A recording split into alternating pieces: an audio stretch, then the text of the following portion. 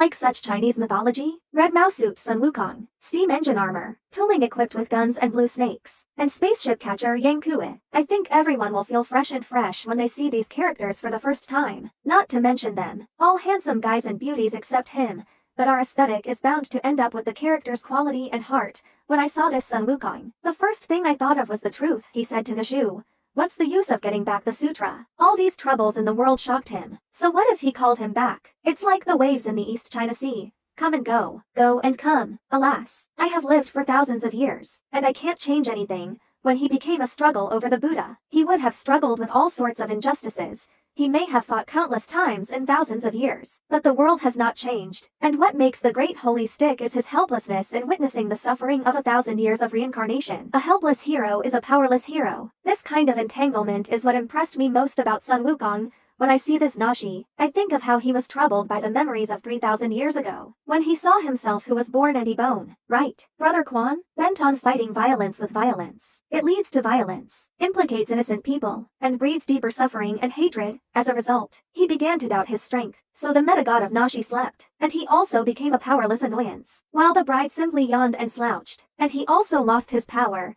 These mythical characters all had similar circumstances, and in their early struggles they made great achievements praised by everyone. But later they experienced disappointment and frustration and found that the divine power did not change the world. Even Wang Le himself looked at the two works in the new Godlist series, and I would be curious. These fallen heroes will eventually face new challenges, and disaster and evil are ready to attack sentient beings next time.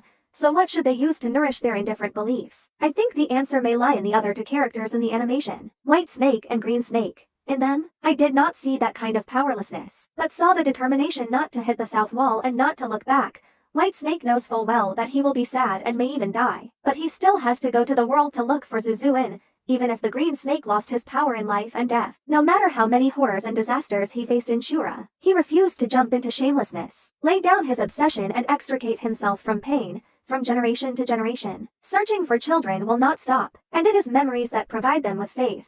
The first thing is the root cause. For White Snake, it was in the same boat with Zuzuin on the boating lake, and then died together under the trapped pagoda. For Green Snake, it was a 1,000-year fetter with his sister, and they fought against the hunting and killing of two people together. They experienced the betrayal of the master together, and they knew full well that they could not be done, and their obsession was memories and love. Let's take a look at the new list of gods that is showing. If Yang Ku wants to reopen his eyes, he must also recall the most important obsession of the past. In this story, what name will he find if he loses his power? He robbed less, and he had to make a choice, to stop him or to help him. In the past, mythological stories would create a Yang Kui who stood in the way. Even if Shen Shang was a nephew and the one who was shocked at the foot of the mountain was his sister, she also stood on the opposite side of her family affection. But in this story, Shen Shang would remind Yang Kui that she had split Peach Mountain to save her mother when she was a teenager. Will the same goal resonate with Yang Kui? If he can find his past obsession, I think Yang Jing can also find his strength.